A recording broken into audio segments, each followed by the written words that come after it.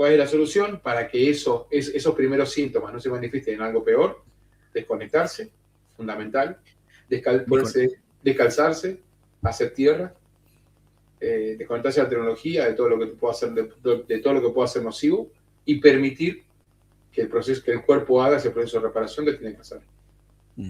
Totalmente. Y realmente desconectarse. Es fundamental realmente desconectarse y saber que en el momento que yo me desconecte me van a pasar cosas en el cuerpo. Y estar atento de que en su mayoría, por no decir, me jugaría a decir que en el 100%, de los casos, son procesos de reparación. Si eso no fuera suficiente, tenemos ahora también enemigos que vienen de fuera del plano. Nos van a meteoritos que nos van a destruir, la capa de ozono que se va a acabar, los extraterrestres que nos van a invadir. Entonces, ¿qué queremos decir con esto? De que Hammer tiene una base muy sólida para concluir de que la gran mayoría de las afecciones que tenemos son manifestaciones de trastornos emocionales graves. De mantenerlo, ¿cómo se genera un trastorno emocional grave? Manteniéndote en estrés y en alerta durante extensos periodos de tiempo, cortando el ciclo de vagotonía, ¿no, Fabi? Sí. Cortando el ciclo de vagotonía para poder recuperarnos del golpe anterior, ¿no? Yo iba a decir otra palabra, pero no puedo. Entonces, acá ahora vamos a exponer... De eso que te coge a contrapié. Eso mismo, a contrapié. Y viene uno, te agarra uno y el otro. No terminó uno de darte bomba, que ya te están dando bomba a cuenta. Entonces, y no tenés forma de recuperar. No. Y mirá esto que yo acá muestro, que lo armé con la inteligencia, cómo mucho de nuestros conflictos,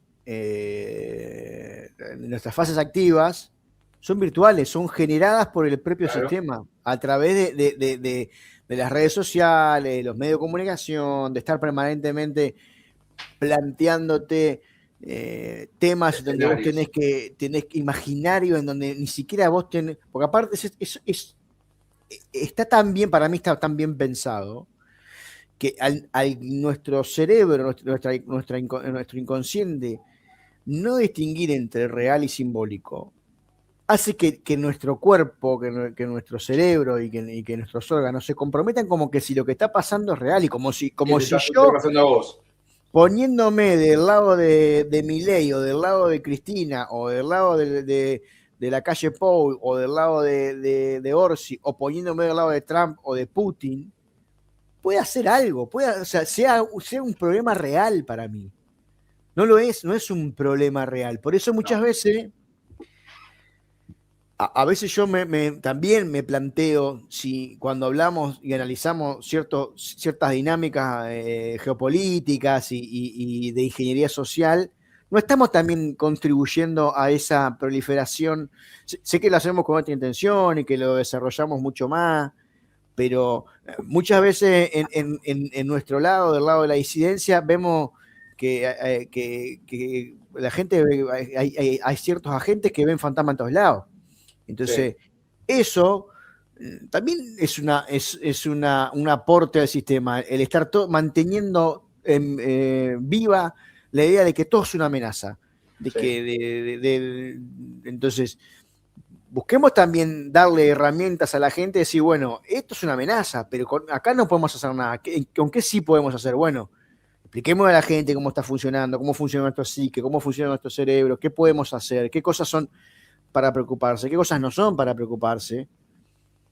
Y yo creo que le va a permitir también a la gente, en esto de que vivimos en dos fases, en una fase de protección o en una fase de crecimiento. Si estamos todo el tiempo en fase de protección, va a ser muy difícil también extender lo que uno entiende como otra forma de vivir la vida, si todo el tiempo le proponemos la misma dinámica a las personas. ¿Me explico? Si yo para convencer a la gente de que hay otro mundo, de que hay otra forma de ver el mundo, que hay otra forma de ver la salud, que hay otra forma de ver la economía, que hay otra forma de ver el cosmos, que hay otra forma de ver la espiritualidad, pero se lo propongo siempre desde el lado de que hay alguien, ya sea una elite, ya sea un virus, ya sea lo que sea, que nos está atacando, no hago que la gente por un momento salga a esa fase de protección, de esa fase activa de un conflicto. Entonces no voy a lograr llegar de la manera más eficaz para esa persona.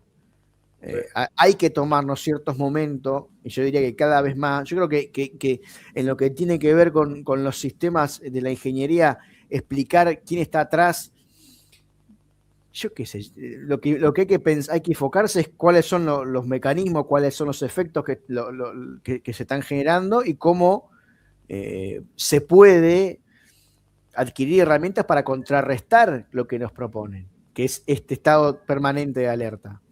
Sí, mira, en marketing se dice, no importa que hablen bien o mal, lo importante es que hablen.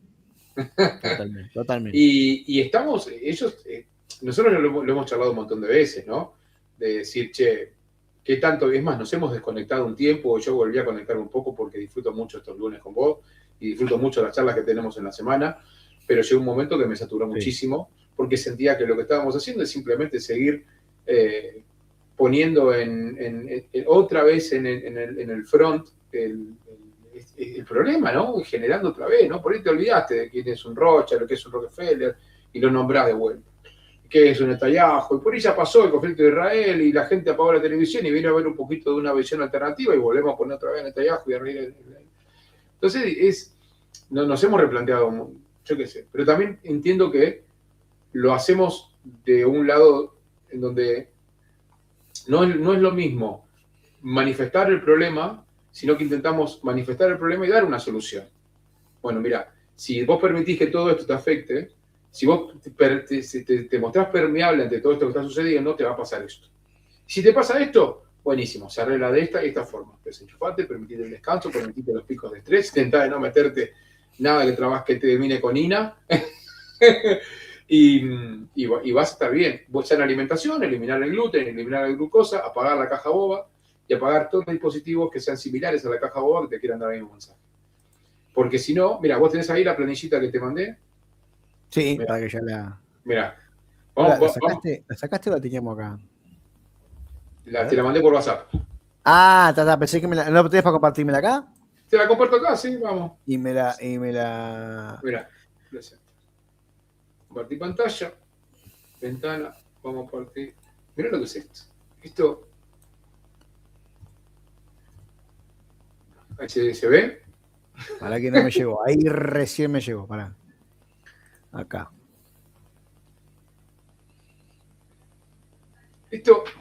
Vamos a hacer un breve repaso, ¿no? ¿Qué sostenemos nosotros como hipótesis?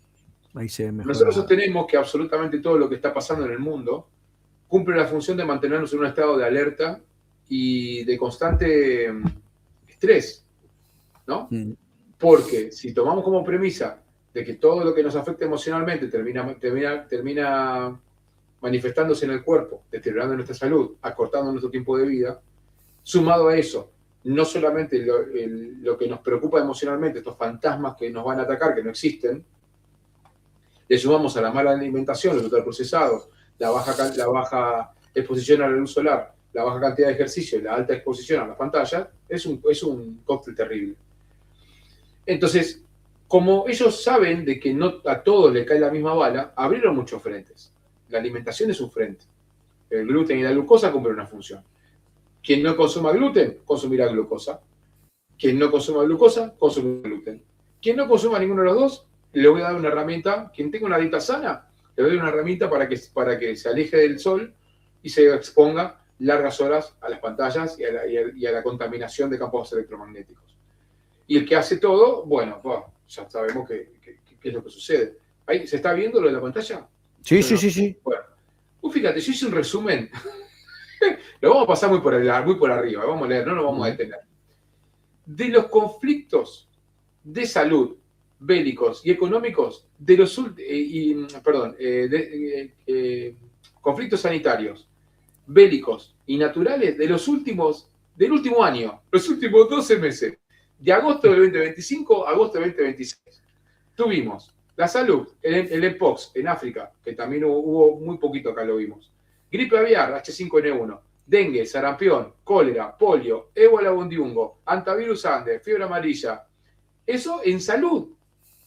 Ni hablar de que el COVID sigue en velo, que la gripe estacionaria sigue en velo, sigue ahí dentro de lo que es dentro de lo que es el calendario sanitario. O sea, sumado a eso, en solamente 12 meses tuvimos EPOX, aviar, dengue, sarampión, cólera, polio, el ébola, el antivirus y la fiebre amarilla.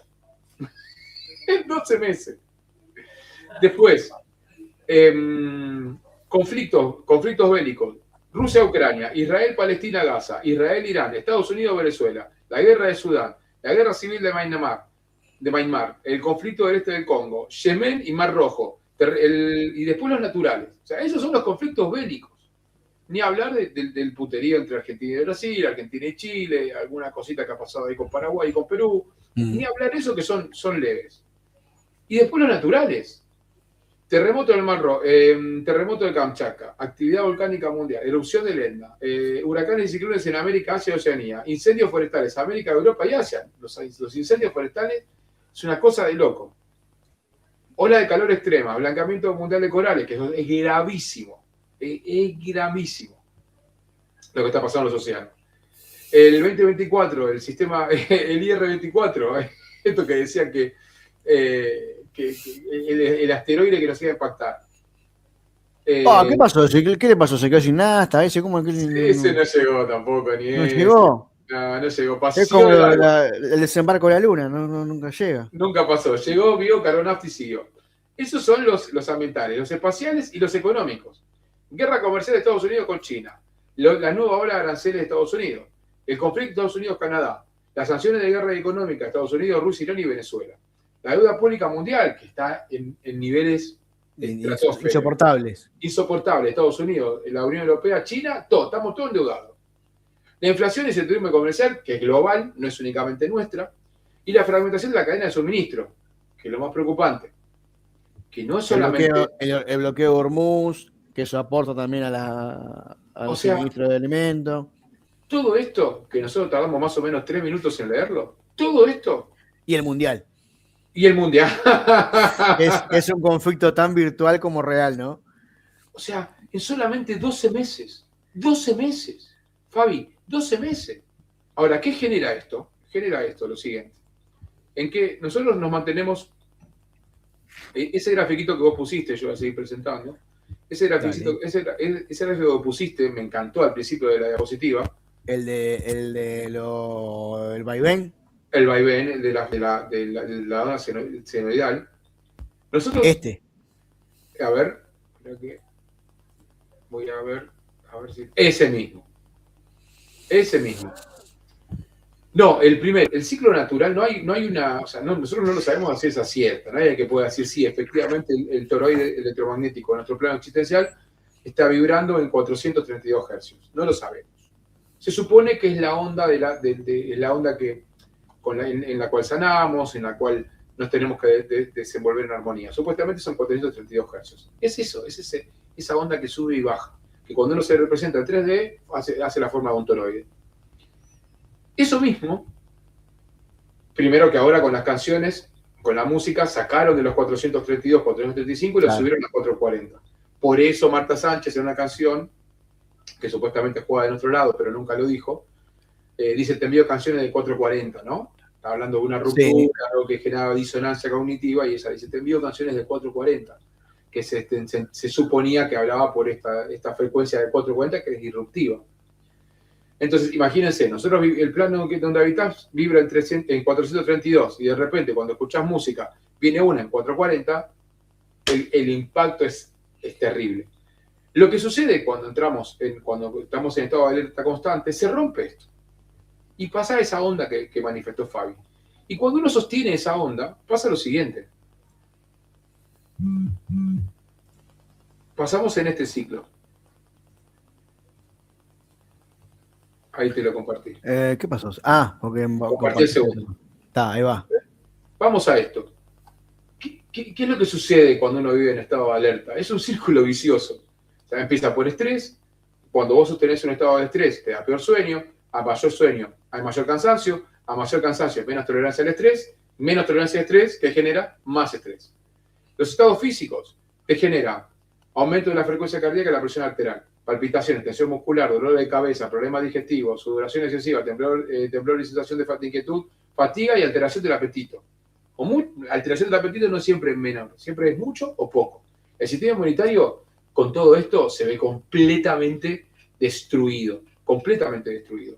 ¿Y cómo afectan las emociones? O sea, cómo este círculo de vivir en un estado de alerta y estrés constante que genera estrés, te genera ansiedad o sensación de peligro constante, irritabilidad y cambio de humor, dificultad para relajarse, problema de concentración, hipervigilancia, o sea, estás pendiente de todo, Sí. mayor sensibilidad a los ruidos y generar agotamiento mental y sensación de no poder desconectar. Eso es agobio extremo. Y a largo plazo, si uno lo sostiene a largo plazo, genera hipertensión. ¿Cómo se manifiesta en el cuerpo? Todo esto es psique. Todo esto es la cabeza, es la psique, es emocional y es mental. ¿Cómo se manifiesta en el cuerpo? Hipertensión, alteraciones metabólicas, suba de peso o baja de peso, problemas digestivos, trastorno de ansiedad y depresión, insomnio crónico, dolor muscular persistente y agotamiento físico y mental. O sea, el dolor, por ejemplo, para que vos tengas una idea, voy a agarrar solo un síntoma de lo que vos planteaste ahí. Por ejemplo, el dolor muscular. El dolor muscular por lo general es una reparación. ¿Por qué? Te pongo el caso del gimnasio. Vos vas al gimnasio y biológicamente hay un conflicto activo. O sea, vos estás agrediendo el músculo. Rompiéndolo literalmente. Exactamente, lo estás forzando a hacer un esfuerzo que no estaba haciendo, que no estaba acostumbrado por primera. El caso cuando uno va al gimnasio por primera vez y al otro día o a las 48 horas le duele hasta el alma, ¿no? Sí. Entonces, ¿qué hace el cuerpo? El músculo. El músculo fue agredido. Entonces fue agredido, fue roto, como decís vos, que ahí, por ejemplo, aparecen. ¿Y qué hace el cuerpo con el dolor? Lo que hace es producir más músculo para la próxima vez. Por eso es que uno se tonifica. Claro. Aunque no lo crean, o ahora pueden entender cuál es el sentido lógico y biológico de la tonificación muscular. No es nada más que un proceso de fase activa y de vagotonía. En fase activa es cuando estoy haciendo el ejercicio, cuando ataco al músculo, entre comillas, y cuando dejo de hacer ejercicio, en fase de reparación, la vagotonía. El cuerpo hace, en vagotonía, el cuerpo hace más músculo. Pero para hacer más músculo, necesita producir más músculo y eso genera dolor. Y en algunos casos, cuando fue mucha intensidad, puede generar ciertas lesiones porque por el exceso de sobrecarga. Bueno, soy capaz que un preparador físico, un profesor de gimnasia nos puede explicar un poco mejor lo que es el tema de la sobrecarga muscular, ¿no? Pero ahí, en ese acto tan sencillo como es hacer ejercicio, nos damos cuenta de cómo funciona el cuerpo, ¿no? Y cómo son procesos naturales del mismo. Totalmente. Entonces, cuando uno se pregunte, che, ¿qué me pasa? Que hace un mes que estoy cansado, hace un mes que no me puedo recuperar, no me puedo concentrar, tengo problemas de atención. Pasa eso. ¿Cuál es la solución para que esos primeros síntomas no se manifiesten en algo peor? Desconectarse, fundamental. Descalzarse, hacer tierra, desconectarse de la tecnología, de todo lo que pueda hacer, de todo lo que pueda ser nocivo, y permitir que el cuerpo haga ese proceso de reparación que tiene que hacer. Totalmente. Y realmente desconectarse. Es fundamental realmente desconectarse y saber que en el momento que yo me desconecte me van a pasar cosas en el cuerpo. Y estar atento de que en su mayoría, por no decir, me jugaría a decir que en el 100%, de los casos, son procesos de reparación de haberse abstraído de todo ese conflicto. Mirá esto que terminé armando sobre el final, y que me parece está bueno porque es una comparativa entre lo que está en blanco, vendría a ser el diseño biológico, lo natural, ¿ah? Y el negro, lo que es hoy en día, cómo se propone la dinámica. Nosotros tenemos en la naturaleza del choque, del conflicto, tenemos un evento físico, agudo, con principio y fin, lo que hablábamos del ratón y el gato. Sí. ¿No? ¿Ah? ¿Qué tenemos nosotros hoy en día? Tenemos un evento psicológico digital, crónico crónico y sin resolución. El ejemplo clarísimo es el bullying cibernético que le llaman hoy en día. A vos te hacían bullying en el liceo o en la escuela, te ibas del liceo o de la escuela, se acababa el bullying. Sí, claro, hoy no. Hoy no se acaba el bullying, hoy tenés bullying 24/7. ¿Sabes lo que es el pánico? ¿Sabes lo que es el pánico para una persona que recibe bullying? Sí. Que suene el WhatsApp, porque los chicos suelen estar en grupos. Un chico que recibe bullying cibernético, acoso cibernético, cuando le suena el WhatsApp, el pánico que le debe dar de levantar el teléfono y leer el mensaje. Hay otra cosa que no hablamos, que me parece interesante hablar, y ahora seguimos con esto, es que cuando se genera el shock biológico, nuestro cerebro graba todo el ambiente. Sí, los ruidos, los olores, el calor, si hacía frío, si hacía calor, si estaba nublado. Y me hiciste acordar por el tema del sonido del WhatsApp. Y se llama algo que se llama anclas. Entonces, sí, claro. Muchas veces, pongo un caso muy particular, el resfrío, no la gripe, el resfrío, ese estornudo y esa agüita que uno tiene a veces, viste, que no llega a ser una gripe porque no tenés ni fiebre, ese resfrío, el de que te mosqueas todos los días, que mucha gente lo asocia lo asocia bien con una alergia, pero desde una lectura poco profunda y que Hammer lo plantea mucho mejor. Es un conflicto de vuelo a peligro. Sí. Entonces, te pongo un ejemplo, ¿no? Suponete que en un momento, cuando vos eras chico, te mandaste una cagada y tenías miedo de que alguien te descubriera. Y cuando te descubrieron, ¿qué pensábamos nosotros cuando éramos chicos? Si te descubrieran, mi viejo me va a matar, mi vieja me va a matar. Y si en ese momento yo me enteré, antes de que me agarren, ya me enteré que me descubrieron, ponele, ¿no? Ya empiezo a leer el peligro. Y cuando sé que está por llegar mi viejo de laburar, cuando venga tu padre, cosas así, ¿no? Ese terrorismo familiar, como dice el David griego, ¿no? Había, no sé, se estaba haciendo una cazuela de mondongo y llega tu padre, y tu padre te caga palo cuando te pasaban en aquella época, o te recagaban a pedo, y vos anclaste ese conflicto, ese huelo a peligro con el olor a mondongo. Como vos no asociaste ese olor a ese, cada vez que vos huelas cazuela mondongo, tu cuerpo va a oler peligro.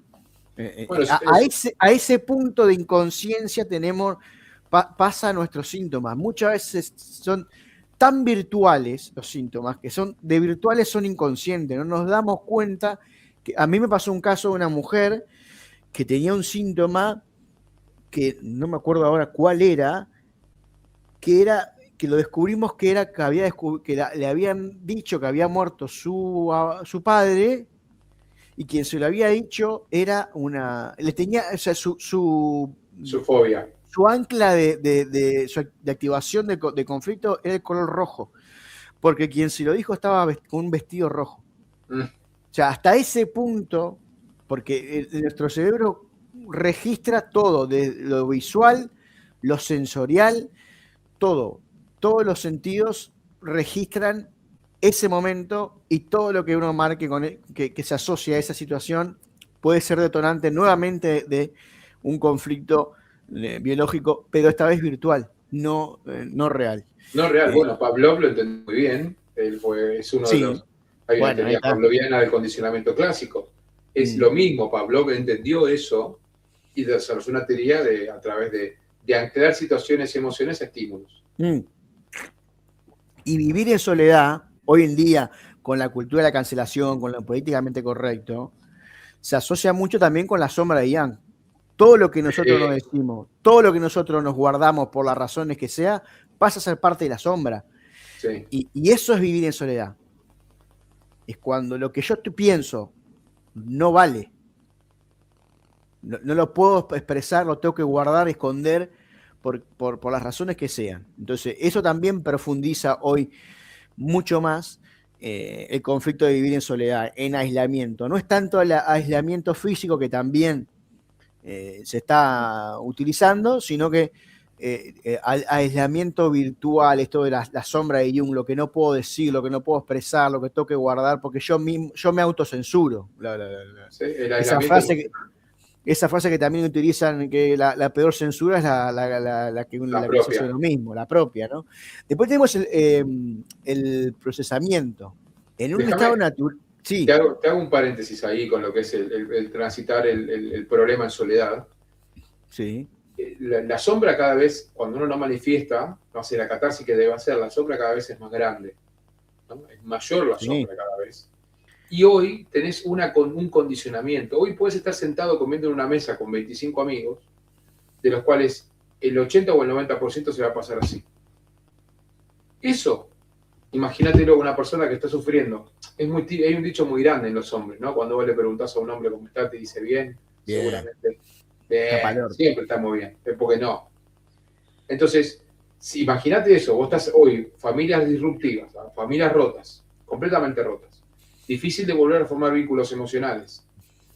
Una vez que formas un vínculo emocional, personas que tienen, por ahí familias que tienen vínculos de hace más de 15 o 20 años, hoy te encontrás en una mesa por ahí comiendo con 4 o 5 personas que no se habló una sola palabra en toda la mesa. Claro. Imagínate lo difícil que es poder manifestar un problema cuando vivís con un grupo de individuos que cada uno vive en un mundo completamente virtual. Bueno, en casa rara vez se come con la tele prendida. Salvo que, no sé, que está mi hijo que es hincha de Peñarol, que se está mirando un partido de Peñarol y está ahí. Pero si no, cena, almuerzo, Tele sin, apagada. sin tele y sin pantalla. Y ajo y agua. Sí, y Este, hablar, y a bancarse. y a bancársela. Hay que volver a ciertas cosas, ¿no? Sí. Lo viejo funciona, como dice. Lo viejo funciona, lo viejo funciona. Entonces, vamos al procesamiento. Esto, en el conflicto no lo vivía en la tribu, en instinto, yo sos un animal, o en manada, o sea, esto de la contención familiar, lo que vos acabas de mencionar. O sea, no puedo vivir un conflicto de forma natural porque no tengo quien me contenga. Si soy ciudadano del mundo y no tengo hijos y no tengo pareja y cada vez los vínculos son más amenazantes porque para el hombre tiene que tener cuidado porque si no cualquier cosa que haga puede ser acusado de tal cosa. Las mujeres no pueden, no, las mujeres no vienen a este mundo a tener hijos. ¿Cómo nos van a decir que nuestra función es tener hijos, ¿no? Todo eso que ya hemos hablado en algún momento. Y bueno, el contrario que vivimos hoy es hacinamiento, autoexplotación, esto de estar todo el tiempo permanentemente generando contenido. Parece que si no sos exitoso en las redes, No sos no nadie. valés. El exceso de pantalla. Todo esto está generando esa dinámica de procesar ese conflicto de forma artificial y contraria a lo que te pide. El conflicto, lo que uno tendría que hacer cuando está en conflicto es buscar. Hay un estudio que menciona, yo no sé si es Hammer o algún discípulo de Hammer, que hace la correlación con la pérdida de influencia de los confesionarios y los cánceres, y el aumento de cánceres. O sea, más allá de la creencia, el ir a contar lo que las cagadas que uno se mandaba y lo que uno tenía afligido, sacar toda esa sombra que uno tiene adentro, ayudaba muchas veces a eso, ¿no? A evitar, por lo menos, vivirlo en soledad. Lo recomendable siempre es hablarlo y hablarlo. Y yo siempre le digo a mis consultantes, conseguite a alguien, un amigo, un familiar, que sepa que yo te voy a contar algo, no quiero que me des tu opinión, quiero que me escuche. Si supiera las veces que en consulta yo solo escuchando, la gente ya resuelve un montón de cosas a nivel físico, es increíble, ¿sí? Totalmente increíble. Después en la fase, mira esto, en la fase de curación, de reparación, ¿me ibas a decir algo? Sí, te voy a meter un paréntesis Sí. ahí del confesionario. No hablar de Tartaria y esas cosas que Sí, no, estamos. Pero las no, iglesias, mañana. las viejas catedrales, tenían lo que eran las campanas que vibraban en cierta frecuencia, se usaban para llamar a la gente a los templos a sanar. las viejas catedrales tenían 4 picos o más, donde tenían esculturas o algo de cobre arriba, que Sí. era altamente eh, conductor. El cobre está asociado a la limpieza energética. Entonces, imagínate lo importante de las funciones de las iglesias en la antigüedad. Cuando sonaban las campanas, llamaban a misa. Era el proceso de sanación.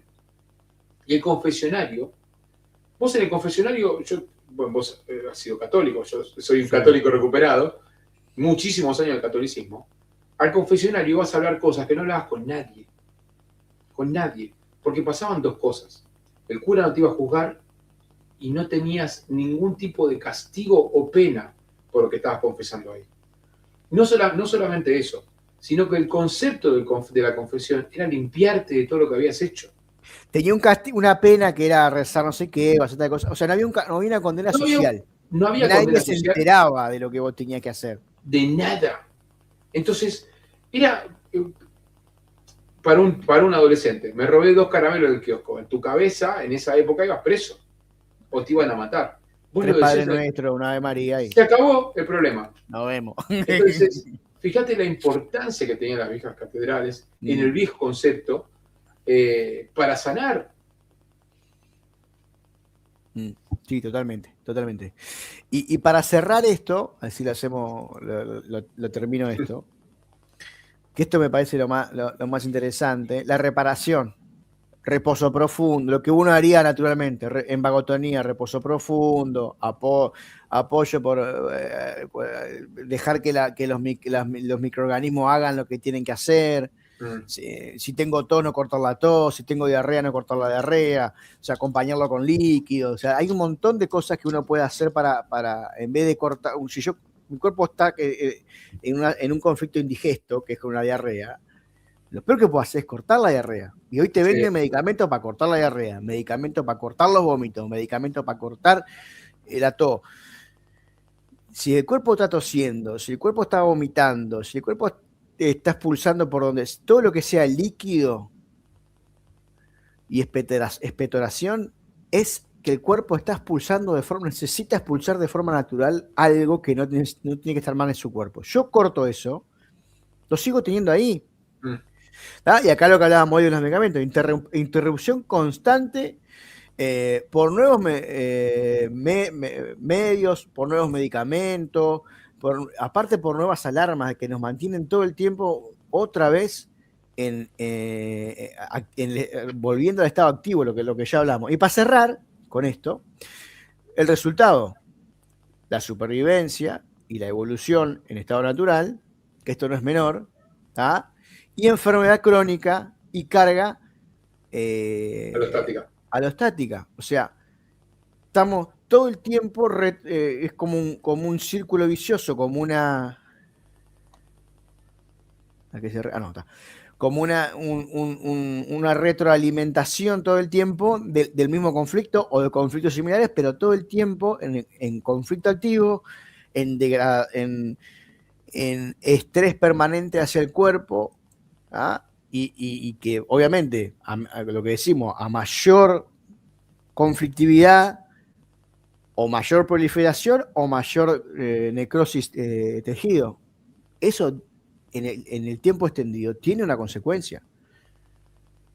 Tiene una consecuencia muy, muy fuerte que hace que los procesos de recuperación sean mucho más fuertes, como no se ven como una recuperación, sino que se ven como un nuevo conflicto.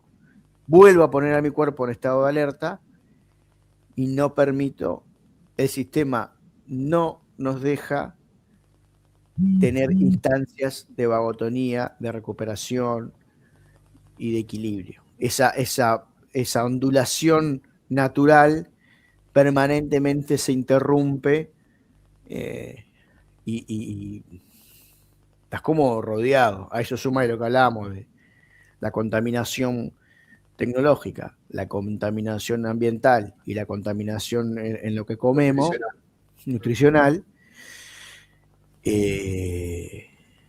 Bueno, se puede salir. No es fácil, pero se puede. No es fácil, Pero para mí es como lo marca muchas veces, como lo marca Neo en la película, ¿no? No podemos salir de la Matrix, pero podemos usar la Matrix para sortear lo que nos propone, ¿no? Entonces, saber cómo, cómo nos afectan las dinámicas que nos propone el sistema nos permite no liberarnos, pero sí tener un poco más de pararnos de otro lado. Por eso y con esto vamos cerrando, no sé cuánto estamos, porque estamos ahí Vamos justito. justito. Por eso a mí cada vez más me tomo distancia de aquellos que teniendo un discurso similar o que muchas de las cosas que dicen me representa, aún siguen proponiendo todo el tiempo la lucha. Yo no digo que no haya que hacerlo. Yo creo que hay gente que necesita, o sea, vamos a necesitar gente, si en algún momento, supongamos que en algún momento somos una masa de personas lo suficientemente capaces en posibilidades numéricas de enfrentar a esto. Nosotros tenemos un pensamiento sobre esto, pero vamos a hipotizar, no A teorizar. Ahí va, a estresar esta idea. Va a haber o sea, necesitamos gente que luche, pero también necesitamos gente que contenga y que haga cabeza. Porque si luchás y ganás, entre comillas, ¿y después qué hacés? Si tenés gente que no sabe cómo funciona el mundo. Sí. Y termina siendo la dinámica, por ejemplo, que propone el gobierno de Argentina. Sacrifíquense porque en un futuro va a estar todo mejor. ¿A costa de qué? Del presente, que es lo único que tenés. Del presente, que es lo único que tenés. No tenés. Exacto. Entonces, vos lo que tenemos que empezar a darnos cuenta es que el que no quiera luchar con vos, el que piense como vos, pero no quiera luchar como vos, no es tu enemigo. Es quizás quien puede hacer el trabajo que vos no querés hacer o no podés hacer, pero no es ni menor, ni menos prescindible o más prescindible que vos. Tiene que haber gente con retórica de lucha, porque hay gente que necesita que le peguen un 3 o 4 gritos para que se despierte, pero hay gente que necesita que lo escuchen primero. No que lo ataquen por dudar, no que lo ataquen porque no se suma al ritmo que vos proponés, a la dinámica o sea, tenemos que darnos cuenta que no todos podemos hacer todo, no todos somos buenos para todo. Yo no soy bueno para luchar, no porque no pueda ponerme en ese rol, sino porque me termino cansando, me termino desbordando, me termino cansando y termino poniendo muy en fase de protección y termino luchando por cosas que... Entonces, yo sé que puedo sentarme a conversar con alguien 2 o 3 horas y convencer. Capaz que te convenzo a uno, va a ser uno más, pero que yo me sienta a conversar con uno y que no quiera estar en el lado de tuyo, de bueno, vamos a pelear contra este y a putear a este, no quiere decir ni que lo que vos estás haciendo sea peor que lo mío, ni viceversa. Tenemos que empezar a darnos cuenta de que si queremos cambiar algo, tenemos que hacer cabeza, porque si no va a ser lo mismo, estamos poniendo como costo el presente para un futuro que no sabemos si va a llegar. No sabemos si va a llegar. Entonces, coordinémonos y no hagamos lo que nos pide el sistema, que es atacarnos entre nosotros aparte, ¿no? No sé si querés cerrar con algo más. Sí, no, estaba viendo, eso lo hemos charlado, ¿no? Vimos aún dentro de la conspiración mucha división. Igual la conspiración es muy grande, abarca un montonazo de temas, pero los que hablamos más o menos de los mismos temas y los que estamos más o menos alineados por una misma línea de comunicación y de creencia, porque no dejamos de ser una creencia, porque ninguno de nosotros tenemos certeza absolutamente de nada. Aún dentro de esas líneas hay mucha disidencia, mucha división, y no ayuda a eso. no ayuda. No ayuda. Veo eso, que hay mucho énfasis en criticar lo que hace el otro. Si alguien habla en contra habla de las élites, habla del sionismo como un partido político que se juega atrás del judaísmo, pero no habla de los otros temas o lo habla de una manera que no te gusta, no hay por qué atacarlo porque sí. Y nada, hoy estamos viendo eso, ¿no? De que uno tiene que alinearse sí o sí a la línea de pensamiento, a la línea de comunicación que tienen algunos. Si no te alineas, sos un choto y no podés nada, empatizar con alguien que puede no estar alineado contigo porque terminas siendo un disidente. Sí, Dentro de la disidencia. lo hemos hablado en algún momento, no nos parezcamos. No, sí. Terminás pareciéndote lo que estás, a lo que estás luchando. O sea, Sí.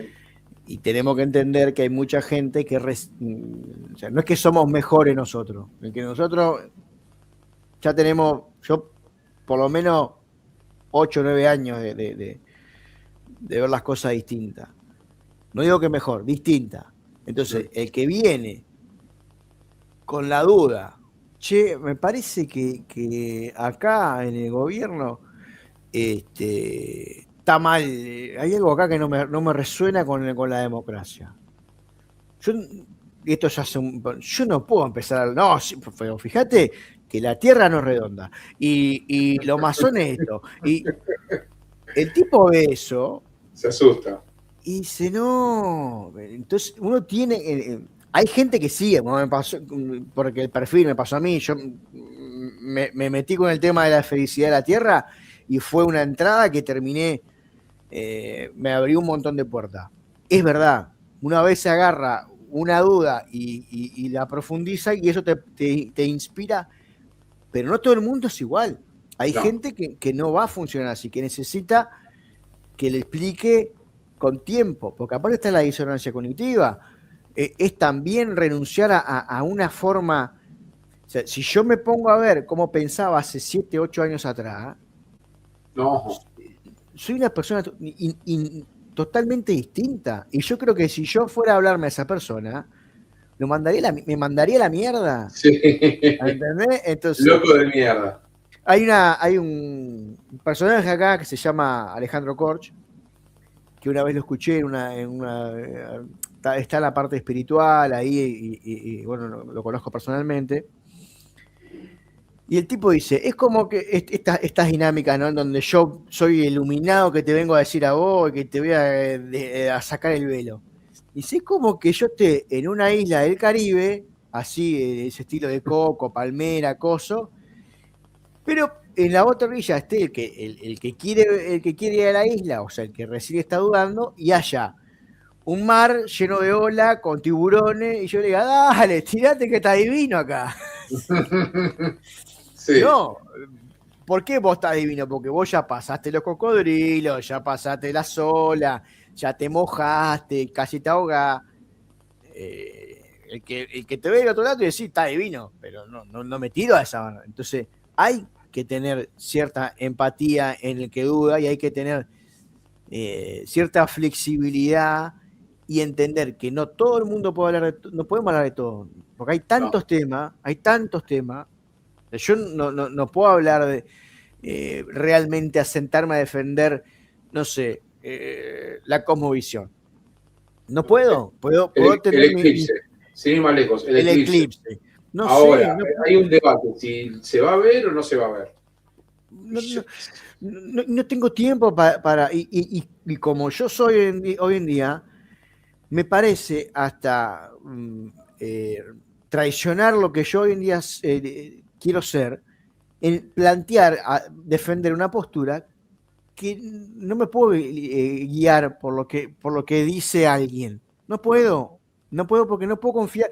Y aún así, he agarrado ciertos temas y hay tantos autores que piensan diferente y en los dos, en cualquier tema que uno abre y en posiciones contrapuestas, son lógicas. Y si yo leo a uno que me dice, y acá hay una lógica, y leo este que dice todo lo contrario y tiene una lógica. Tiene lógica. Entonces, es irresponsable pretender hablar de todo. creer o hacerle creer a la gente que lo que uno dice es la verdad total, absoluta e irrefutable. No. Sí te puedo decir Siempre, una verdad.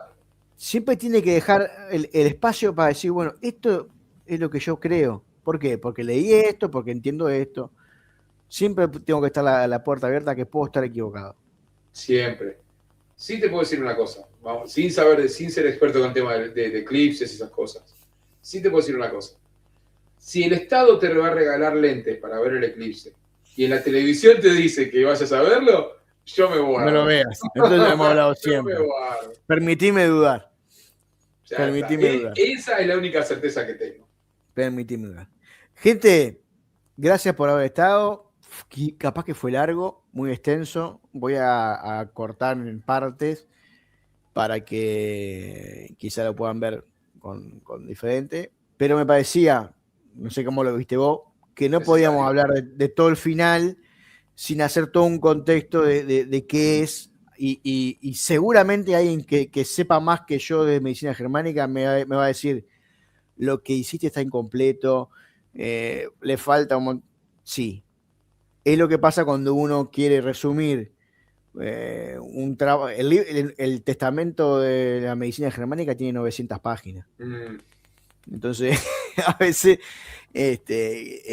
cuando uno generaliza, comete errores. Entonces, pido disculpas si alguien que tiene. Sé que en algunos casos puede haber sido poco, no sé cómo llamar la palabra, pero bueno. Te explayaste de forma breve. Hice lo necesario como para poder contextualizar algo y poder avanzar en el tema. Así que. Lo breve, Napoleón decía: lo breve y bueno, dos veces bueno. Y también decían que. No sé si era Napoleón, pero decía que lo perfecto es enemigo de lo bueno, ¿no? Sí, señor. Entonces, bueno, por ahí es la idea. Muchas gracias por todo, gracias por soportarnos también. Y nos vemos la semana que viene. No sé qué vamos a hacer. Capaz que tenemos un invitado o capaz que desarrollamos algún tema. Un abrazo grande y feliz descanso para quien nos esté viendo ahora en vivo. Y bueno, gracias por estar ahí. Compartan, comenten, suscríbanse. Bueno, si les gustó, compartanlo. Todo eso. Un abrazo grande y chao. Bueno.